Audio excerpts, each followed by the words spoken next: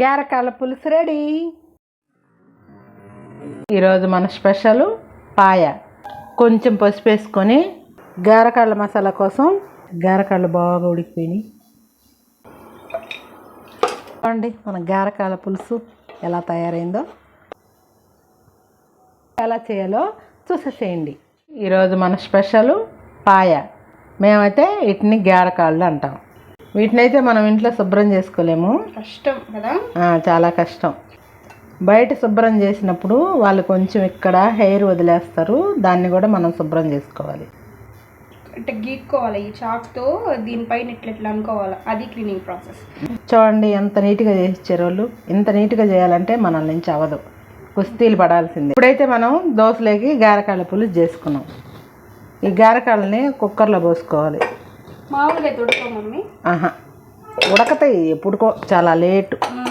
దీంట్లో ఏమిలే, కొంచెం ఉప్పు వేసుకోవాలి, కొంచెం కారం వేసుకోవాలి, కొంచెం పసుపు వేసుకొని ముక్కలు మునిగేదాకా నీళ్ళు పోసుకొని ఒక 10 విజిల్లు రాణించుకోవాలి. 10-15 దాకా పడతాయి. అప్పుడే బాగా దాంట్లో ఉండే మూలిగుల్లో ఉండే సారం అంతా బయటకు వచ్చి కొంచెం అల్లం వెల్లుల్లి పేస్ట్ వేసుకోవాలి. బాగా ఉడకతాయి, బాగా ఫ్లేవర్ కూడా బాగుంటుంది. ఇప్పుడు ఒకసారి బాగా కలిపెట్టుకొని కుక్కర్ మూత పెట్టేసి 10 విజిల్లు రావాలి. ఇప్పుడు మామూలుగా మనం అల్లం వెల్లుల్లి పేస్ట్ వేసుకుంటాం కదా, ఇప్పుడు దీంట్లోనే గారకాళ్ళ మసాలా కోసం కొంచెం కొబ్బరి వేసుకోండి. అలాగే కొంచెం ధనియాలు, పట్ట, మొగ్గ, యాలక్కాయలు అన్నీ వేసుకొని మిక్సీ పట్టుకోండి. ఇంతే, ఇది గారకాళ్ళ మసాలా. ట్రై చేయండి. ఇట్ట మెత్తగా మిక్సీ పట్టుకోండి. చూడండి మనకి పాయ బాగా ఉడికిపోయింది 10 విజిల్కే. చూడండి మనకి గారకాళ్ళు బాగా ఉడికిపోయినాయి.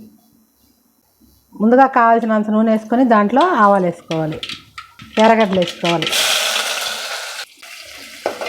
కొంచెం మెత్తబడి కలర్ మారే వరకు వేయించుకోవాలి. ఎర్రగడ్డలు వేగిన తర్వాత ఇందాక మనం కూర కోసం పట్టుకున్న మసాలాని వేసుకోవాలి.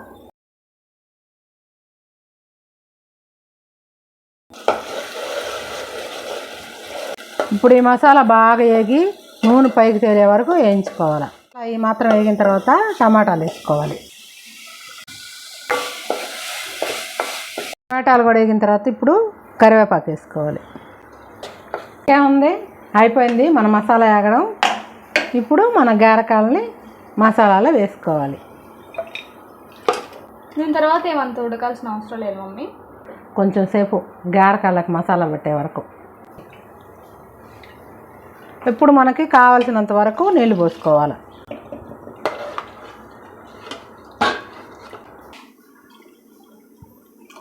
ఇంకేం మసాలా ఇవ్వలే. ఇప్పుడు బాగా ఉడికి చిక్కబడేదాకా ఉడకనేయండి. చిక్కబడేదంటే మీకు కావాల్సినంత వరకు, మరి నీళ్ళకి కాకుండా, మరీ చిక్క కాకుండా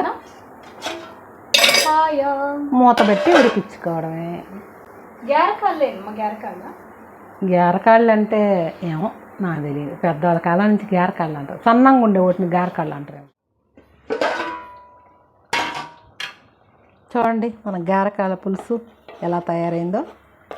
ఇంత మాత్రం చిక్కగా ఉంటే సరిపోతుంది, మరీ చిక్కగా కాకుండా మరీ పలసగా కాకుండా చేసుకున్నాం. మీకు కావాలంటే ఇంకా పలసంగా కూడా చేసుకోవచ్చు. మేమైతే ఇలా చేసుకున్నాం. గారకాల పులుసు రెడీ. నచ్చిందా? అయితే మీరు కూడా ఒకసారి ట్రై చేసేసేయండి. కొత్తగా ఎవరైనా చూస్తున్నట్లయితే సబ్స్క్రైబ్ చేసుకోండి, అలాగే ఒక లైక్ చేయండి.